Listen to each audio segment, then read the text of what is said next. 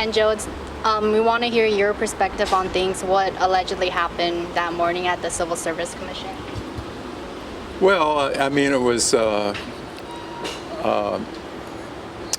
after the Civil Service Commission adjourned its meeting because of a lack of a quorum, and there was about 15 to 20 people there, and we were all standing around, and I got into a conversation with Mr. Lahi, who I had not yet known before that day, and although I had spoken to her on the phone, and we had always been on a cordial basis below, but then for reasons I can't recall, she mentioned the case that is brought by some attorneys that are challenging the Guam Bar's exclusion of temporary attorneys from voting.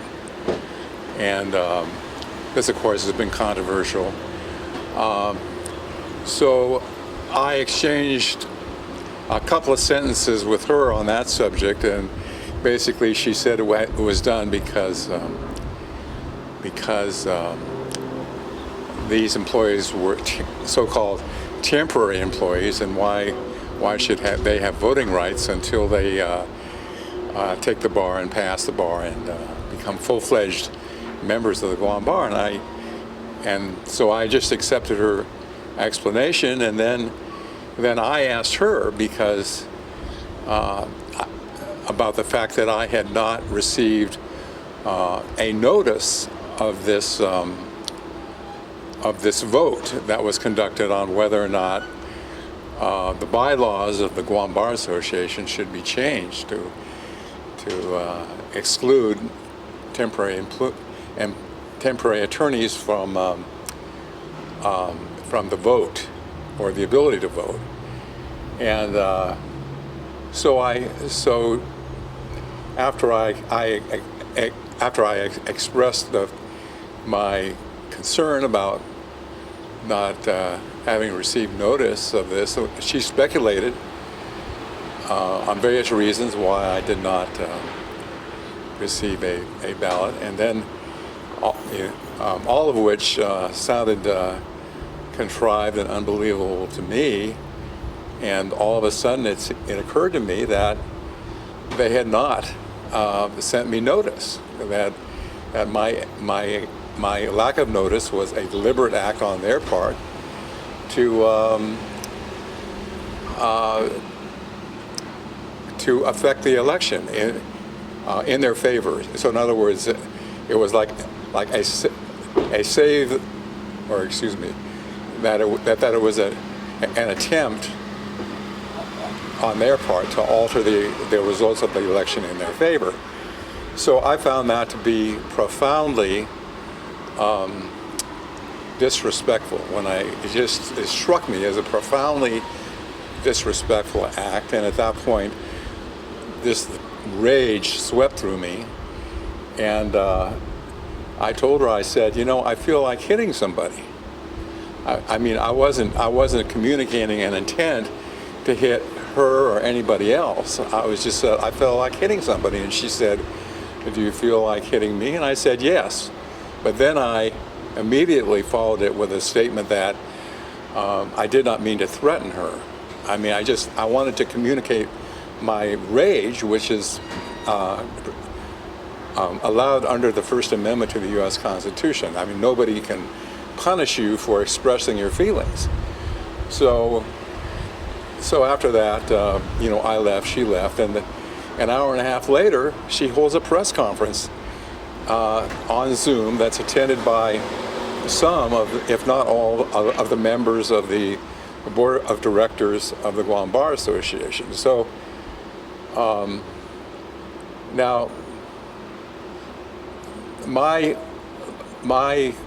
belief that this was an attempt to steal the election, I have no proof other than my own experience. I want to make that clear. I mean, that's a opinion on my part. I have no facts to back it up other than my own experience, right? But after that, their reaction has just been unbelievable. They've been throwing everything but the kitchen sink at me. So that just reinforces my belief that I really touched a nerve. I think that they are panicking because I have uncovered the fact that they were trying to steal this election, or well, they did. They won. So, but I don't know. That's kind of the thing now. But to me, it should be very concerning to people in the bar that apparently their leadership takes the voting rights so cavalierly. And they've been in office for 10 years, the same group. And in my opinion, the members of the bar should rise up at the first opportunity and get rid of the current incumbents. They should clean house. I mean, these people are acting like they're panicked. I mean, the fact that, and all the incorrect statements that they've made, most particularly the statements that there was some kind of a physical altercation at the Civil Service Commission when I just want to correct you there. So we've never reported that there was a actual physical altercation. It's just they're alleging that you assaulted. Well, I mean, all you got to do is read the newspaper. I mean, just read the Guam Post. That's what they're saying in the Guam Post. That there was that I touched her, that I pushed her back, that I attacked her, I grabbed her, that there were people there that were trying to break up this physical altercation, and there was about, I'd say, 15 to 20 people there, and I'm quite confident that they will all say that nothing happened, except for maybe they witnessed a conversation like we are having right now between. There was no raising of voices. There was no physicality of this at all. I think they're panicked. I do want to mention how you did ask us to reach out to one of the witnesses there that morning, Robert Cos, and I spoke to him this morning. He did mention that he did hear you say that threatened to bash in their heads and even to punch Terlahi, and he mentioned threatened to punch Jackie Terlahi, and he said that there was a moment when he was still in the hearing room. He had to calm down his client who was upset, and that's when you guys stepped out into the hallway. So he's not sure what exactly could have happened there. That's what he told us.